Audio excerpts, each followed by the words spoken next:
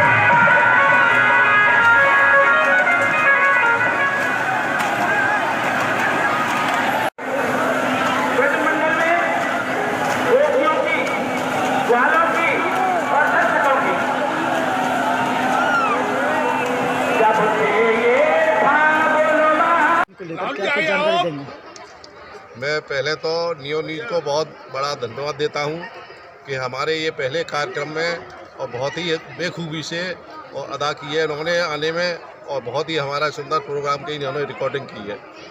अब में ये है कि हमारे ये शंकर भाई साहब धौली वाले गुरु कृपा वाटिका, इन्होंने एक कॉलोनी यहाँ काना माखन स्कूल के बराबर जो बनाई है, उसमें हम सभी 43 कोठियों वाले परिवार जो है, एक परिवार उन्होंने हमको बना करके ये दिया है। और उस परिवार के दायित्व तो हम मेरे महेशन गोयल के ऊपर सौंपा है। हम सब भाइयों के सहयोग के द्वारा इस कॉलोनी में आए दिन हम सब करते रहेंगे और प्रोग्राम करते रहेंगे, ठाकुर जी के मंदिर की सेवा करते रहेंगे, और सबके सहयोग में, सबके दुख सुख में और कर्म में हम हमेशा संग रहेंगे। ये हमारी कामना है ठाकुर जी से, ये उनका आशीर्वाद हमारे ऊपर बना रहे, ये मेरी। गुरु कृपा परिवार के डायरेक्टर माननीय श्री शंकर जी सिंगल द्वारा निर्मित यह वाटिका आज अपने नए पहले कार्यक्रम को करने जा रही है। और इस कार्यक्रम में वाटिका परिवार के सभी सदस्यों की उपस्थिति से कार्यक्रम बहुत सुंदर बन रहा है। सभी में बहुत उत्साह और उमंग है, और हम सब मैं इस वाटिका को मथुरा नगर ही नहीं, मथुरा जिले की एक श्रेष्ठ वाटिका के रूप में पहचान बनाने का प्रयास करेंगे। विशेषता इसकी होती है और कितने टन फूलों का इस्तेमाल हुआ है, क्या विशेषता है इसकी? दाऊ जी महाराज का जो औरंगा है 5000 वर्ष पुरानी परंपरा का निर्वहन करता है। यहाँ भगवान दाऊ जी महाराज और भगवान श्री कृष्ण के रूप में 2 झंडे निकलते हैं, और उन झंडों के रूप में ग्वाल बाल सभी सेवायत गोस्वामी, श्रीमद गोस्वामी वंशज सभी लोग ठाकुर जी के रूप में होली खेलते हैं। और गोपिका उनके कपड़े फाड़ करके, यानी कि जैसे नारी सभी के जीवों के सभी कर्मों को छीन करके और उनके प्रेम पड़े कोड़ा उनके ऊपर डालते हैं, जिसमें 21 कुंटल हमारे टेसू के फूल हैं और 11-11 कुंटल सभी अबीर गुलाल और 50 कुंटल फूलों की पत्ती विशेष मशीन और उपकरणों के माध्यम से उड़ाई जाएंगी।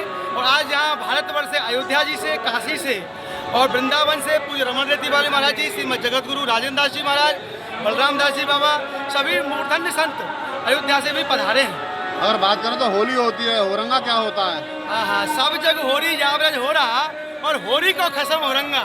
दाऊ जी महाराज चूंकि ब्रज के राजा हैं, होली केवल बरसाने नंदगाम में होती है, होली तो छोरी के गांव की पे होरंगा बड़ो बल।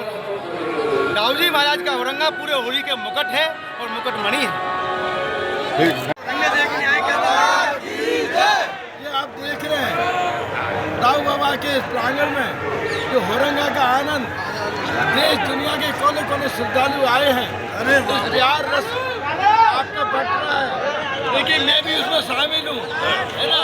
इनके जो आशीर्वाद और जो प्यार, इन्हीं की बदौलत दाऊ बाबा ने मुझे अभी तीसरी चौथी बार विधानसभा में भेजा है। मैं इन सबका, अपने जितने हमारे पंडा समाज है, उन सबका मैं हृदय से आभारी हूँ, पूरे क्षेत्र का आभारी हूँ। भगवान दाऊ बाबा से ये प्रार्थना करता हूँ। धूल होली के बाद भी ब्रज में होली की खुमारी उतरने का नाम नहीं ले रही है और आज इसी खुमारी के क्रम में ब्रज के राजा कहे जाने वाले बलदाऊ जी की नगरी बलदेव में हुरंगे का आयोजन किया गया।